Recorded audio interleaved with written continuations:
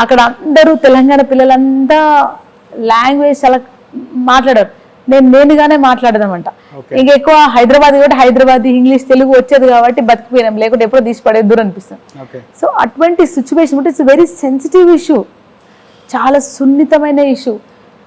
అది నువ్వు ఎవరినన్నా సరే నీ అయ్య జాగిరాన వారికి కొంచెం బాధ అనిపించింది. అందుకే మీరు గద్దర్ గారికి చాలా వేదికల మీద ప్రస్తావించినా, ఆంధ్రప్రదేశ్లో పోయి ప్రస్తావించినా సరే దాన్ని ఎవరు వ్యతిరేకించలేరు.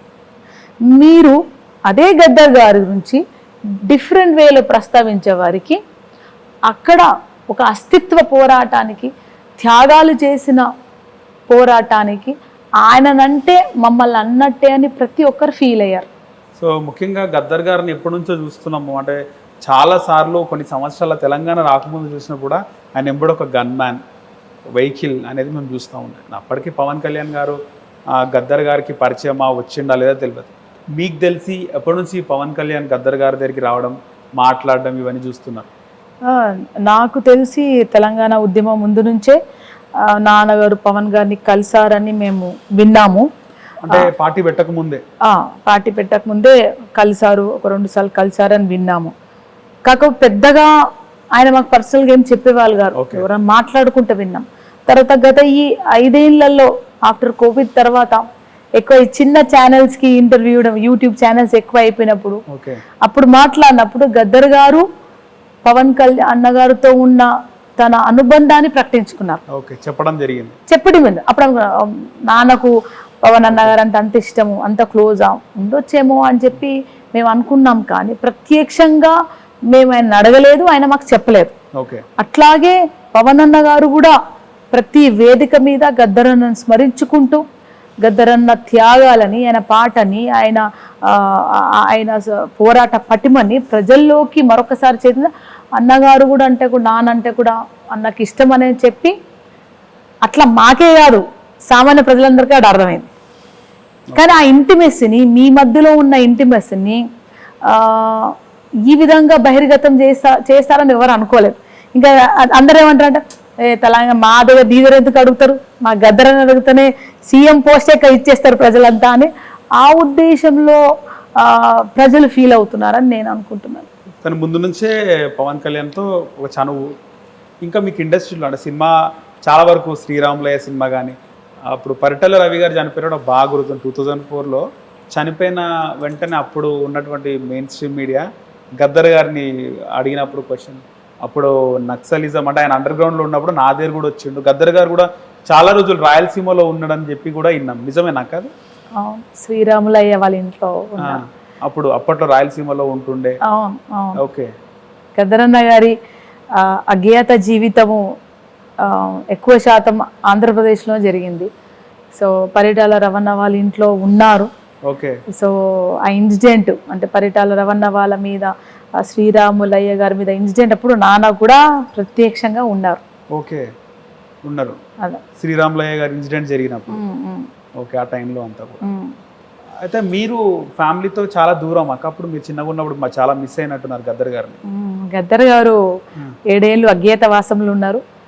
అజ్ఞాతవాసం నుంచి వచ్చినాక కూడా ఆయన ఎప్పుడు వచ్చేవారో ఎప్పుడు పోయేవారో మాకు తెలిసేది కాదు. సో చనిపోయేంత వరకు కూడా ఆయన మా కుటుంబంతో కంటే ఎక్కువ ప్రజలతోనే గడిపారు. హాస్పిటల్ ఉన్నప్పుడు అందరు వచ్చి కలిసినారు, కానీ మేము వెళ్ళి కలవలేకపోయాం. మేము పోగానే అక్కడ హాస్పిటల్ తిట్టేవారు, ఎంతమంది వస్తారమంటారు, మేము పిల్లలవండి, నేను డాటర్ని. ఒకసారి 3rd ఆగస్టుకి ఆపరేషన్కి వెళ్ళే ముందు నేను మరీ కొట్లాడి 2nd ఆగస్టుకి వెళ్ళి లాస్ట్ అప్పుడే కలిసాం. అయితే ఐఎమ్ డాటర్, నేను బరాబర్ కలుస్తా అని చెప్పి వెళ్ళిపోయి కలిసి వచ్చాను అనమాట. సో ఆయన చనిపోయేంత వరకు కూడా ప్రజలతోనే ఎక్కువ శాతం ప్రజల కోసమే బతికారు. ఇంటికి పోలీసులు వచ్చి కాల్పులు జరిపినప్పుడు మీరే వెంటపడి పోలీసుల వెంటపడి నెంబర్ కూడా నోట్ చేసుకున్నారంట, ఏం జరిగింది? అప్పుడు నాన్నగారు బయట మాట్లాడుతూ ఉన్నారు. ఫస్ట్ ఒక 2 వచ్చారు, తర్వాత ఇంకొకరు బయట ఉన్నారు. నాన్నగారు వెళ్ళి మాట్లాడేటప్పుడు నాన్నగారికి ఎందుకో డౌట్ వచ్చింది. అంటే తెలిసిన అతనే వచ్చాడు, పోలీసులు అంటే పోలీస్ అని పర్టికులర్ ఏమో. సో వచ్చారన్నమాట, సివిల్ డ్రెస్ లో ఉన్నారు వాళ్ళు. సో వచ్చిన అతను గుర్తుపట్టారు. ఎందుకు ఇతను వచ్చినాడని వాళ్ళని పక్క రూమ్లో కూర్చోపెట్టి మీరు ఇక్కడ కూర్చోండి, ఇంకా నేను మీతో మాట్లాడాను అని. మా మదర్ అప్పుడే వాటర్ టీ చేస్తున్నది. నేను ఎవరికి వచ్చినా కానీ నీళ్లు చాయ్ దూరం నుంచి వస్తే కలో గంజు అన్నము పచ్చిపులుసు పెడతాం అనమాట. సో ఇప్పటికీ అదే ఆనవాయితీ. సో అమ్మ టీ తీసుకొని సార్ టీ తాగి మీరు ఇక్కడ నడవండి బ్రదర్ అని బయటకు వచ్చారు. బయటికి వచ్చి మా అమ్మ టీ ఇస్తుంటేనే ఇంకా వాళ్ళకి అర్థమైంది, అంటే వాళ్ళు ఆల్రెడీ ఒక 1 వీక్ నుంచి రెక్కి చేస్తా ఉన్నారు.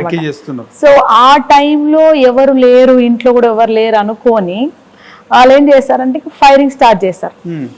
సో ఎంత గ్రేట్ అంటే మా మదర్ సాక్రిఫైస్. ఫైరింగ్ స్టార్ట్ అయితే మా మదరు ఆ చాయ్ గ్లాసులు పక్కన పడేసి మా నాన్నకు దుండగులకు మధ్యలో నిలబడింది. అంటే వాళ్ళని ఫైరింగ్ చేయించలే. మా అమ్మ ఇక్కడ ట్రైన్డ్ కాదు కదా, రైట్. మా అమ్మగారు విమలమ్మ గారు తాను దుండగులకు గద్దరన్నకు మధ్యలో గద్దరన్న మీద ఫైరింగ్ చేయనీయకుండా ఆమె అడ్డం ఉంది కాబట్టి గద్దరన్న గారు బతికారు. సో ఆ ఫైరింగ్ అయ్యే శబ్దం వస్తుంది. ఆ రోజు నేను మా పెద్దన్న మా కజన్ బ్రదర్ ఉన్నాం ఇంట్లో. మేము శబ్దం గట్టిగా అరవడము పటాకులు అనుకున్నాం. మేము టప్ప టప్ప టప్ప వినిపిస్తుంటే పరిగెత్తుకొని వచ్చాం. మేము వచ్చే వారికి రక్త మడుగులో నానబడిపోయి అమ్మ అరుస్తుంది. అనగానే పెద్దన్న తమ్ముడు షాక్ లో ఉన్నారు. నేనేం చేసా, మాకు చిన్నప్పటి నుంచి అలవాటు. చిన్నప్పుడు తెలంగాణలో ఏ దర్వాజా వెనకాల చూసినా ఒక కట్టు ఉంటది, ఒక గడ్డపారు ఉంటది, ఒక కట్టు ఉంటది పక్కన. ఎందుకంటే అప్పటి నుంచి దొరల దోపిడి నుంచి నైజాం పాలన నుంచి వాళ్ళు వస్తే కొట్టడానికి జాడు కట్టనో గొడ్డలో ఉంటది అన్నమాట. సో మాకు చిన్నప్పటి నుంచి అలవాటు రాళ్ళు కట్టలు. ఆ రాళ్ళు తీసి వాళ్ళ మీదకి ఇసిరినా గట్టిగా అరిచి. నేను చాలా చిన్నగా ఉన్నాను అప్పుడు, 14 years అనుకుంటా.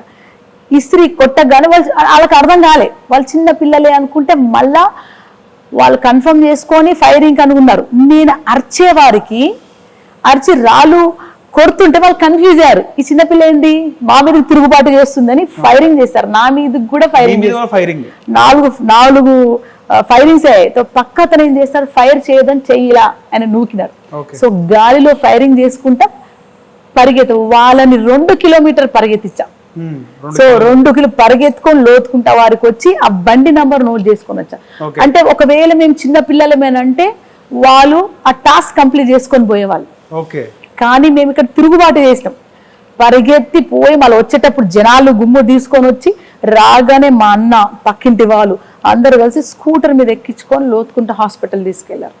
ఆ టైంలో మేము ఒక 1 month ముందే ల్యాండ్ లైన్ తీసేస్తాం అనమాట. ఈ థ్రెటనింగ్ కాల్స్ వస్తున్నాయి, ల్యాండ్ లైనే తీసేస్తారు నాన్న. ఊరికే వాళ్ళకి జవాబు చెప్పడేంటి అని చెప్పి వాళ్ళు బెదిరించడం అని ఫోనే తీసేస్తాం. సో నేను ఇంటికి హాస్పిటల్ ఎత్తుకొని బయలుదేరంగానే నేనేం చేస్తా, లోపలికి వెళ్ళి టెలిఫోన్ డైరీ తీసుకొని టెలిఫోన్ బూత్ ఉంటుండే కదా మనకు, టెలిఫోన్ బూత్కి వెళ్ళి అందరికి కాల్ చేసాం. మొదటిగా పోలీస్ స్టేషన్స్ కి, సీఎం ఆఫీస్ కి, ప్రజా సంఘాలకు, సెక్రటేరియట్ కి, కళాకారులకు, ఉద్యమకారులకు, ప్రెస్ కి, అందరికి కాల్ చేసే లోపల గద్దరన్న గాంధీ హాస్పిటల్ వెళ్ళిన 5 నిమిషాలకి మొత్తము గాంధీ హాస్పిటల్ సికింద్రాబాద్ అంతా 1,00,000 మందితో జమ అయిపోయింది. 5:15 ఇన్సిడెంట్ అయితే 6 o'clock ఆల్ ఇండియా న్యూస్ లో వచ్చేసింది. సో నాన్నని ఇక్కడ నుంచి తీసుకొని లోతుకుంటా వెళ్ళినప్పుడు లోతుకుంటా హాస్పిటల్ నేను తీసుకోను అని చెప్పారు. ఇలాంటి కేసు నేను తీసుకోను అంటే అక్కడ రోడ్డు మీద నిలబడ్డ ఆటో అతన్ని రిక్వెస్ట్ చేస్తే ఎక్కించుకొని గాంధీ హాస్పిటల్ దాకా దించినారు.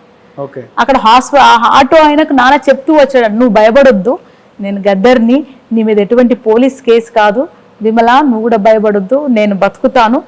హాస్పిటల్కి వెళ్ళిన తర్వాత గద్దర్ మీద అటాక్ అయింది అని ఖచ్చితంగా చెప్పు, లేకుంటే అక్కడ కూడా తొందరగా తీసుకోవాలని చెప్పారు. సో ఆ ఆటో డ్రైవర్ వచ్చి నాన్న లోపలగా పట్టించి, అప్పటికి అన్న ఉన్నాడు, తమ్ముడు ఉన్నారు, పక్క వాళ్ళు మనకు పాలమూల లేబర్స్ మహబూబ్ నుంచి వచ్చిన వాళ్ళు కూడా ఉన్నారు. నాన్న లేసి ఐసీయూలోకి తీసుకొని పోయిన తర్వాత ఆటో డ్రైవర్ వెళ్ళిపోయాడు. వెళ్ళిపోయి ఇన్నేళ్ళు అవుతున్నా ఒక్కసారి కూడా ఆటో డ్రైవర్ వచ్చి నేనే గద్దరని నా ఆటోలో కూర్చోబెట్టుకొని తీసుకుపోయి అడ్మిట్ చేసి రక్షించానని ఆయన ఎక్కడ చెప్పుకోవట్లేదు.